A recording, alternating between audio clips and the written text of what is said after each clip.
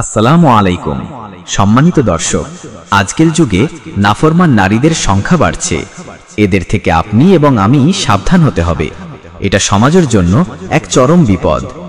একজন মা, বোন বা স্ত্রী নাফরমান হলে পরিবার ও সমাজ ধ্বংসের পথে যায়।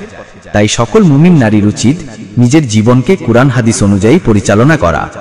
অনেক নারী তাদের সাজগোজের ছবি, ভিডিও, গান, টিকটক, রিলস ইত্যাদিতে ব্যস্ত।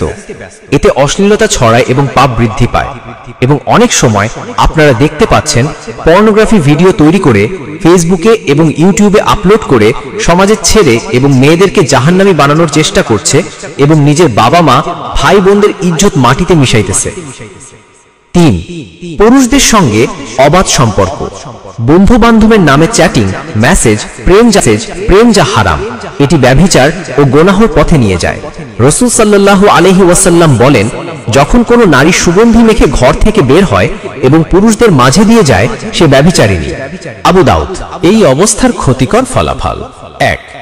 গোনাহে জিন্দেগি, পরকাল ধ্বংস। ২. সমাজে অশান্তি ও অবনতি। ৩.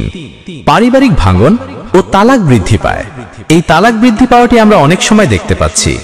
৪. নবজন্ম শিশুদের চরিত্র নষ্ট হওয়া। ৫.